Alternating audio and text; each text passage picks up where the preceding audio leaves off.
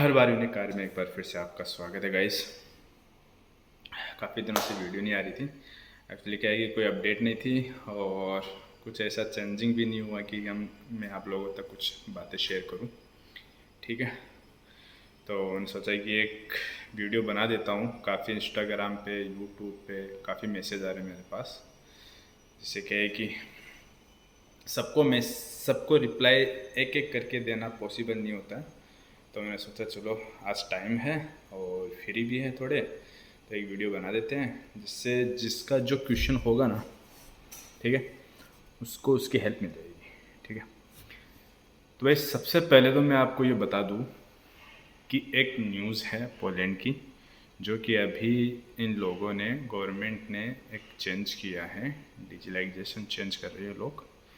तो हो सकता है कि वो वीज़ा डिजिटल करेंगे या कुछ ऐसी कुछ सर्विस होगी उनकी जो डिजिटल करेंगे। अभी न्यूज़ पूरी खुल के नहीं आई है, शायद जनवरी तक ये लोग अप्लाई करने वाले हैं। ठीक है, तो जैसे ही न्यूज़ आएगी तो मैं आपको अपडेट कर दूंगा। अभी फ़िलहाल ये है कि डिजिटलाइजेशन करने वाले हैं, ये कंफर्म है। ठीक है, जैसे स्टिकर वीज़ा होता था, तो अभी शायद डिजिटल वीज़ा आएगा या कैसा है क्या है, वो तो आने के बाद ही पता चलेगा। ठीक है, वो ये लोग जनवरी को लीक करेंगे वो न्यूज़। ठीक है, और दूसरा ये था कि भाई अपॉइंटमेंट का जो अभी चल रहा है ड्रॉ सिस्टम, वो कंटिन्यूसली चलने वाला है।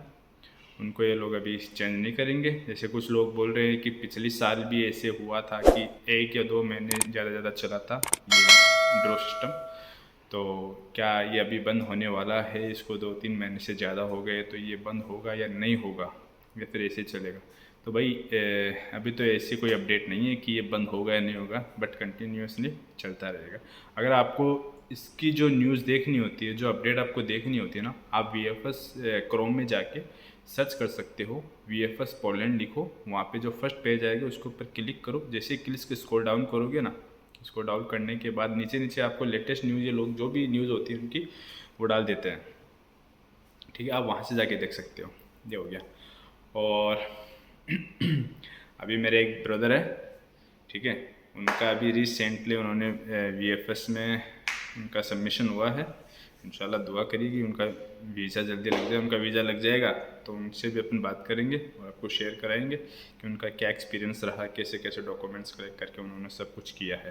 तो जैसे होगा आपके सामने लेके आएंगे वीडियो। ठीक है, और एक बंदा और था जो इंस्टाग्राम पे मैसेज कर रहा है कि भाई जो इमिग्रेशन ऑफिसर होते हैं, चाहे दिल्ली का हो या चाहे पोलैंड का वर्सावा एयरपोर्ट का हो, तो वो लोग ऐसा क्वेश्चन आंसर करना मस्ट है क्या वहाँ पे? जैसे इंटरव्यू होता है तो वो इंटरव्यू होना मस्ट है या नहीं है? तो भाई देखो, मैं बता दूँ, इंटरव्यू अगर आपका होगा तो वो सिर्फ 2 या 3 केस के अंदर होगा।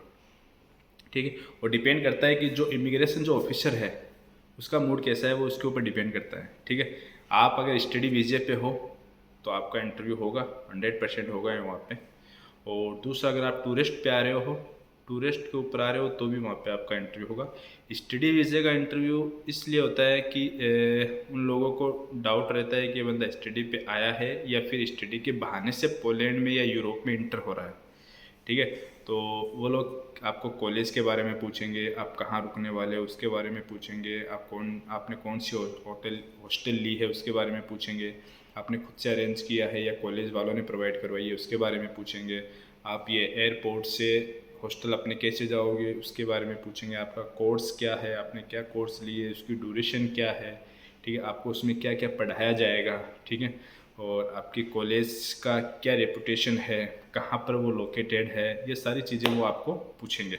और आपको ये भी पूछ सकते हैं कि आपका कोई यहाँ से पहले कोई रिलेटिव या फ्रेंड या कोई रहता तो है या नहीं रहता है, तो वो भी पूछेंगे। इस केस में आपको नहीं का ही जवाब देना है कि मेरा यहाँ पे कोई रिलेटिव कोई वगैरह नहीं रहता। ठीक है, ये हो गया। दिल्ली वालों में कुछ नहीं है, दिल्ली वाले तो वो तो देखेंगे, हाँ स्टडी वीज़ा पे जा रहे हैं, नॉर्मल आपसे बात करेंगे तो वो हिंदी के अंदर आपसे पूछ लेंगे और हो जाएगा। ठीक है, हाँ इसके अंदर एक बंदे का और बता दूँ, वो ये भी पूछ रहा था कि क्वेश्चन आंसर हिंदी में होगा या इंग्लिश में होगा।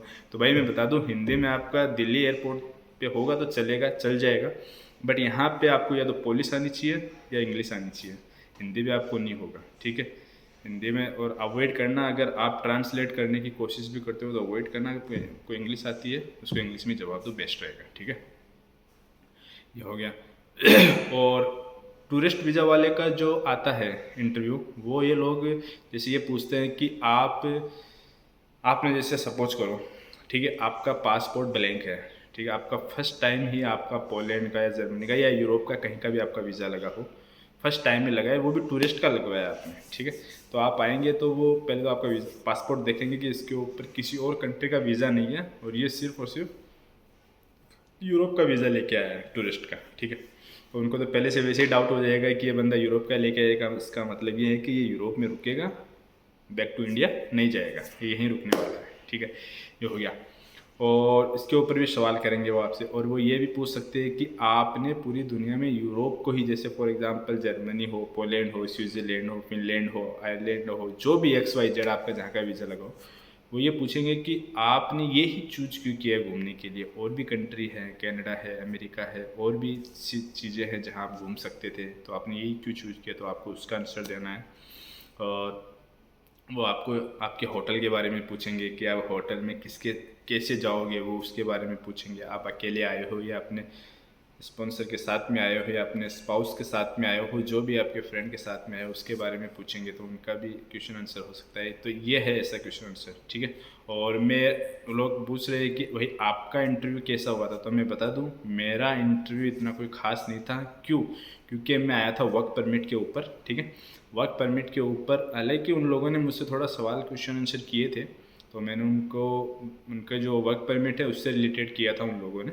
जैसे आपकी कंपनी का नाम क्या है, आपकी कंपनी का ओनर क्या है, आप किस डेजिग्नेशन पे आए हो, आपका काम क्या रहेगा, आपका रोल क्या है, आपको कितनी सैलरी मिलने वाली है, ठीक है, आपको एयरपोर्ट से पिकअप करने कौन आ रहा है, ठीक है, जो बंदा आएगा वो कंपनी का आएगा या कोई आपका रिलेटिव आने वाला है, आपकी जो अकोमोडेशन है वो कंपनी की है या फिर आपने खुद से अरेंज करी है। तो ऐसे ऐसे लोगों ने ऐसे नॉर्मल सवाल आंसर करे थे, तो अल्हम्दुलिल्लाह अपना हो गया था, कोई दिक्कत नहीं आई थी, 5 मिनट के अंदर सारा क्लियर कर दिया था। दिल्ली में कुछ नहीं हुआ था, सिर्फ यहाँ पे वर्सावा में हुआ था, ठीक है। ये हो गया। और तीसरा एक ये था कि भाई अभी जो पोलैंड का वीज़ा रेशियो है वो कैसा चल रहा है। देखो अभी रिसेंटली जब से ये ड्रॉ सिस्टम इन लोगों ने चालू किया है, तब से लेके अभी तक किसी बंदे का कोई वीज़ा नहीं लगा है, ठीक है। ये मैं आपको बता देता हूँ, किसी भी बंदे का वीज़ा नहीं लगा है। हाँ, इनकेस अगर जैसे 100 बंदों ने अप्लाई किया है तो मुश्किल से 1 या 2 बंदों का वीज़ा लगा है, अदरवाइज़ 98 लोगों का रिजेक्शन ही आ रहा है। जैसे रिजेक्शन आ रहा है कि आपका जो अकोमोडेशन है, स्टे का जो पर्पज़ है वो सही नहीं है, आपके पास फंड इतना नहीं है कि आप 2-3 महीने सर्वाइव कर सको पोलैंड में, ठीक है, और आप आ तो जाओगे लेकिन वापस नहीं जाओगे, ऐसा उन लोगों को डाउट रहता है, इसलिए वो रिजेक्ट, उनको असल में क्या है कि उनको वीज़ा नहीं देना होता है, ठीक है। और अभी रिसेंटली जो अभी से इन लोगों ने वीज़ा देना स्टार्ट करा है, तो अभी अगर आप लोग VFS में अपने अगर अपॉइंटमेंट है या नहीं है, आ गया है, लेने वाले हो, ठीक है, तो आप है ना अपना फाइल अच्छे से प्रिपरेशन करो और सबमिशन करने के लिए तैयार हो जाओ जल्द से जल्द। क्या है कि अभी ये लोग वीज़ा देना स्टार्ट करने वाले हैं। ये जो नवंबर दिसंबर जनवरी तक जो रहता है ना 2-3 महीने का पीरियड, ये लोग इसी में वीज़ा देते हैं ज़्यादातर। तो अभी हो सकता है कि आपका भी चांस बन जाए, आपको वीज़ा मिल जाए, ठीक है। तो आप लोग ट्राई करिए जल्दी से जल्दी, जिससे क्या है कि आपको भी वीज़ा मिले और आप भी यहाँ यूरोप में आ सको, ठीक है। ये हो गया। और भाई कुछ लोग ऐसे हैं जो मैसेज करते हैं कि भाई यूरोप के नाम पे सबसे ज़्यादा फ्रॉड होता है, हम किसी एजेंट पे भरोसा करें या नहीं करें। भाई आपका कहना एकदम सही है, बिल्कुल आप जो सोच रहे हो वो एकदम सही है। यूरोप के नाम पे अपने इंडिया में क्या एशियन कंट्री में ऐसा है कि आपको 99% आपके साथ फ्रॉड हो सकता है, क्योंकि अमाउंट ज़्यादा है आने के लिए, ठीक है, और चांसेस बहुत कम है वीज़ा मिलने के। इसलिए हर बंदा, अमाउंट भी बड़ी है तो हर बंदा अरेंज नहीं कर सकता कि अमाउंट कैसे अरेंज करे और अपना काम होगा नहीं होगा, ये सारी चीज़ें देखो माइंड में आती है। जब मैंने भी अप्लाई करा था तो मेरे भी अंदर बहुत से क्वेश्चन आंसर आए थे। तो भाई वो बोलते हैं ना, जब तक रिस्क नहीं लोगे तब तक इक्स नहीं करोगे, बस वही वाली बात है।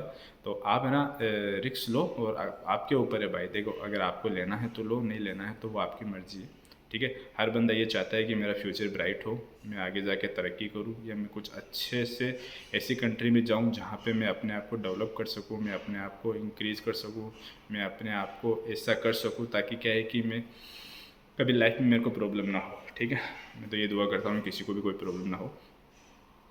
ये हो गया। और दूसरा मैं मेरा एक फ्रेंड है, उनके वो कंसल्टेंट चलाते हैं। ठीक है, अगर आप चाहो तो आप उनसे भी कांटेक्ट कर सकते हो, उनसे अपॉइंटमेंट भी ले सकते हो। ठीक है, कंसल्टेंट इलाइट के नाम से उनका है, मैं आपको यहाँ स्क्रीन के ऊपर भी दे दूँगा, तो आपको यहाँ भी देख लेना। उनका एक इंस्टाग्राम का पेज भी है जो आपको स्क्रीन के ऊपर यहाँ पे शो हो रहा होगा। ठीक है, वो जाके आप उनसे कांटेक्ट कर सकते हो, उनसे आप अपॉइंटमेंट भी ले सकते हो, उनसे मिल भी सकते हो अगर आपको इंटरेस्टेड हो तो। मैं आपको रिकमेंड नहीं कर रहा हूँ कि आप लोग जाओ, आपकी चॉइस है कि आपको किसके थ्रू आना है, किसके थ्रू नहीं आना है, किसके थ्रू नहीं जाना है, वो आपका चॉइस है। बट मैं आपको बता रहा हूँ कि भाई बहुत से लोग मुझसे पूछते हैं कि भाई हमें ऐसी कंसल्टेंट बताओ जिसके थ्रू हम आ सके, जो 100% जेन्यून हो और जो 100% काम कर सके। ठीक है, तो ये जो कंसल्टेंट इलाइट है, ये लोग दावा करते हैं कि हम 100% वीज़ा देंगे। ठीक है, 100% आपको पोलैंड का वीज़ा देंगे, तो आप इनसे कांटेक्ट कर सकते हो। ठीक है, कांटेक्ट नंबर या डिटेल जो है आपको यहाँ पे मिल जाएगी। ये हो गया। ठीक है, और तीसरा ये है कि अभी कुछ बंदा है जो पूछ रहा है कि भाई मेरे को अगर मैं आऊँ तो फिर मेरे को क्या क्या चीज़ें साथ में लानी है। ठीक है, जिससे क्या है कि मेरे को पोलैंड में किसी परेशानी का सामना ना हो। तो भाई मैं बता दूं आपको कि आपको जो साथ में लाना है, देखो अगर आप किसी कंपनी के अकोमोडेशन में रुकने वाले हो तो वो लोग आपको किचन का जो भी सामान है वो सारा प्रोवाइड करवाएंगे। ठीक है, और अगर आपका खुद का अकोमोडेशन है तो भाई आप अरेंज करो जो किचन के जितने भी इक्विपमेंट्स आते हैं, जैसे अपना तवा हो गया, अपन इंडियन वाले ज़्यादातर रोटी खाते हैं तो तवा हो गया, और कुकर हो गया। कुकर लाना मत भूलना भाई, यहाँ पे कुकर नहीं मिलता है, और जो मिलता है अपने इंडियन स्टोर में बहुत बहुत कॉस्टली मिलता है। 15,000 रुपये से उसकी रेट स्टार्ट होती है, अपने इंडिया के 15,000 रुपये से एक कुकर की, जो कि अपने इंडिया में 1,500 रुपये का, 1,000 रुपये का मिल जाता है। तो कुकर हो गया, और आपकी ये चाय छलनी वाली जो चाय अपन पीते हैं वो होगी। ऐसे मतलब ऐसा मेरा एक वीडियो बनाया हुआ है पहले से, आप मेरे उसके ऊपर जाके चेक कर सकते हो, उसमें मेरा सब बताया हुआ है। और ये बात कपड़ों की, कपड़े तो ये है कि देखिए अपने इंडिया की जो सर्दी पड़ती है वो अलग पड़ती है, और यहाँ की जो सर्दी होती है वो अलग होती है। ठीक है, अभी विंटर स्टार्ट हो गया है, ऑलमोस्ट स्टार्ट हो गया है। अभी टेम्परेचर आज का है 4 से 5 डिग्री टेम्परेचर चल रहा है, तो ऑलमोस्ट अपने इंडिया में तो इतना ही टेम्परेचर, फुल सर्दी में भी इतना ही टेम्परेचर रहता है, इससे नीचे तो नहीं जाता। मोस्टली अगर जाता है तो 1-2 दिन के लिए जाता है, अदरवाइज़ नहीं जाता। ठीक है, यहाँ पे तो इतना एनी टाइम रहता ही रहता है। इसके बाद जो अब जैसे जैसे टाइम निकलेगा वैसे वैसे यहाँ पे विंटर में जैसे स्नोफॉल होगी तो फिर -20 -25, लास्ट ईयर का जो टेम्परेचर गया था वो -28 तक गया था। ठीक है, तो उसी हिसाब से आप गर्म कपड़े अवॉइड करो इंडिया से लाने के लिए। यहाँ आने के बाद आप यहाँ से ले सकते हो, क्योंकि यहाँ की जो ड्रेसेस वगैरह होते हैं वो यहाँ के क्लाइमेट के हिसाब से बनाए हुए होते हैं। भले ही थोड़ा कॉस्टली होता है, बट यहाँ से लो तो मैं तो देखो यहीं से रिकमेंड करूँगा आपको, यहीं से लो। ठीक है, और जूते वगैरह जो स्नोफॉल के वो आप अपने इंडिया से ले सकते हैं, नो कोई उसमें कोई प्रॉब्लम नहीं है। उसका जो ग्रिप होता है, जो नीचे का ग्रिप, वो अच्छा होना चाहिए, जो रोड को पकड़ के चले, जिससे क्या है कि आप अगर स्नोफॉल में भी चलो तो आप फिसल ना जाए ऐसा। और और अपनी नाइटी वगैरह जो पहनने की होती है वो आप ला सकते हो। इसके अलावा तो और कुछ है नहीं, जो यहाँ पे सब मिल जाता है, ऐसा कुछ नहीं है। ठीक है, ये हो गया।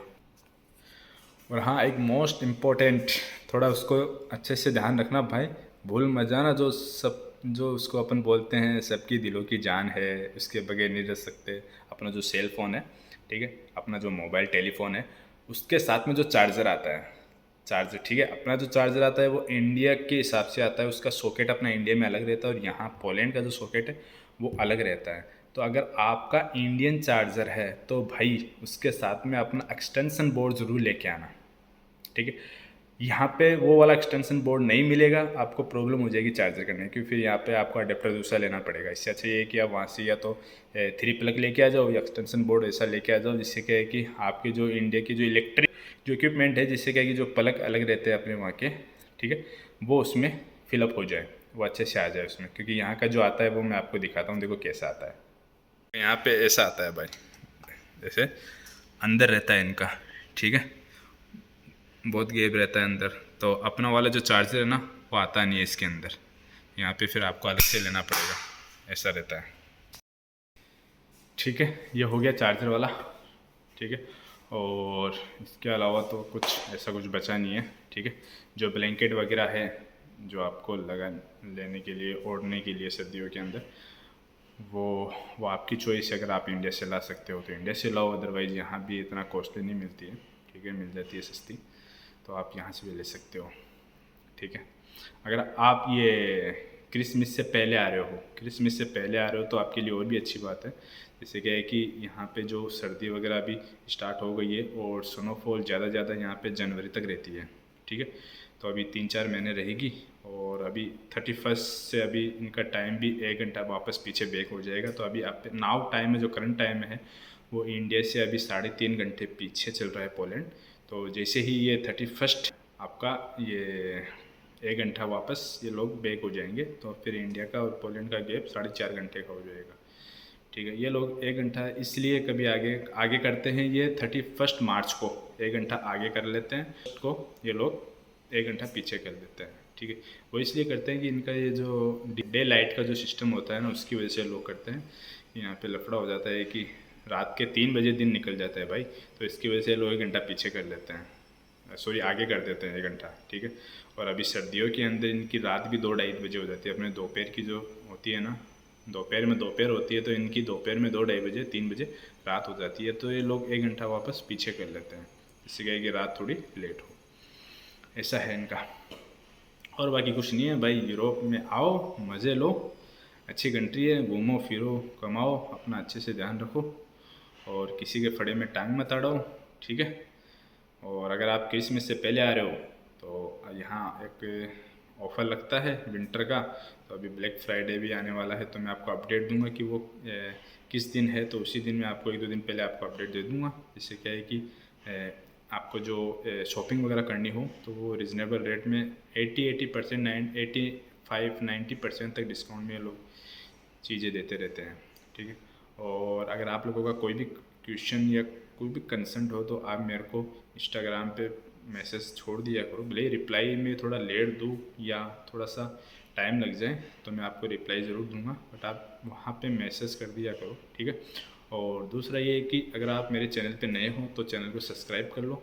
ठीक है, और इसको लाइक कर दो और शेयर भी कर दो, जिससे क्या है कि कोई आने वाला हो तो उसको भी कुछ इन्फॉर्मेशन की ज़रूरत होगी तो हम उसको गाइड कर सकते हैं। ठीक है, और तीसरा ये कि अगर आप लोग यहाँ आने के बाद अगर मुझसे कांटेक्ट करना चाहते हो तो आप मेरे इंस्टाग्राम पेज के ऊपर भी जाके फॉलो कर सकते हो, हर बार यूनिक कार के नाम से मेरा इंस्टाग्राम चैनल है, वहाँ जाके भी फॉलो कर सकते हो और मेरे को मैसेज भी कर सकते हो। ठीक है, और दूसरा जो कंसल्टेंट है जो मेरे फ्रेंड की, वो भी मैं आपको दे रहा हूँ, उसमें कंसल्टेंट इलाइट के नाम से है, उसका भी इंस्टाग्राम पेज कंसल्टेंट इलाइट के नाम से है, मैं आपको स्क्रीन के ऊपर दे दूँगा, तो आप वहाँ जाके भी उनको फॉलो कर सकते हो, उनसे अपॉइंटमेंट ले सकते हो, उनसे बातचीत कर सकते हो अगर आप इंटरेस्टेड हो तो। ठीक है, ये हो गया। तो भाई बस ये इन्फॉर्मेशन थी, अगर कुछ और इन्फॉर्मेशन आने वाली होगी तो मैं आपके साथ ज़रूर शेयर करूँगा। ठीक है, वीडियो काफ़ी दिनों से आई है क्योंकि कुछ इतना कुछ खास था नहीं, इसलिए मैं वीडियो नहीं बना पाया, और अब आगे से कोशिश करेंगे जैसे जैसे न्यूज़ वगैरह अपडेट आती रहेगी तो हम आपको अपडेट देते रहेंगे। और एक इम्पोर्टेंट बात और है कि भाई जो VFS से अभी आ रहे हैं जिसके अपॉइंटमेंट मिल रहे हैं, ये ड्रॉ के सिस्टम के थ्रू जिसको अपॉइंटमेंट मिल रहे हैं, उनके अपॉइंटमेंट रिसेंटली कैंसिल भी हो जा रहे हैं। तो आप थोड़ा सा ध्यान रखो कि अगर आपके पास जैसे आपका ड्रॉ से अपॉइंटमेंट मिला आपको, ठीक है, और कुछ टाइम बाद वो कैंसिल हो रहा है, तो आप एक काम करो, एमबीसी वाले को मैसेज करो कि भाई मेरा ऐसा ऐसा फलाना, ये मेरा नाम है और मुझे ऐसे ऐसे अपॉइंटमेंट मिली है, तो मेरा अपॉइंटमेंट कैंसिल हुआ है, किसके थ्रू आप बता सकते हैं। तो फिर वो बोलेंगे कि ये थर्ड पार्टी ने किया है, तो भाई थर्ड पार्टी तो कोई उसमें आती नहीं है, क्योंकि आपने अगर ड्रॉ सिस्टम से अपॉइंटमेंट किया है, कैंसिल करने वाले आप ही हो, आप किसी और कोई कर नहीं सकता। तो उनका सिस्टम थोड़ा सा प्रॉब्लम चल रही है, तो इससे ऑटोमेटिक कैंसिल हो जाता है। तो अगर आप दोबारा अप्लाई करो, ठीक है, अपॉइंटमेंट दोबारा लो, उसी मेल आईडी से लेना जिससे आपने पहले ली थी, जिससे क्या है कि आपको जो अपॉइंटमेंट है वो आपको फर्स्ट अटैम्प्ट में, सेकंड अटैम्प्ट में 100% वापस मिल जाएगा, तुरंत मिल जाएगा आपको। ठीक है, तो नई आईडी से, नई ईमेल आईडी से आप अपॉइंटमेंट मत लेना, ताकि फिर क्या है कि आपको लंबा टाइम का वेट करना पड़ सकता है। ये छोटी सी अपडेट थी। ठीक है, तो भाई चैनल को सब्सक्राइब कर लेना, वीडियो को लाइक कर देना और शेयर भी कर देना, ठीक है। आई होप आपको अच्छी लगी होगी। ऐसे ही अगर इंटरेस्टिंग कोई आपके सवाल वगैरह होंगे तो मैं आपको ज़रूर रिप्लाई दूंगा। बने रहिए हमारे यूट्यूब चैनल हर बार यूनिक कार के ऊपर। तब तक देखते रहिए। Stay tune. बाय।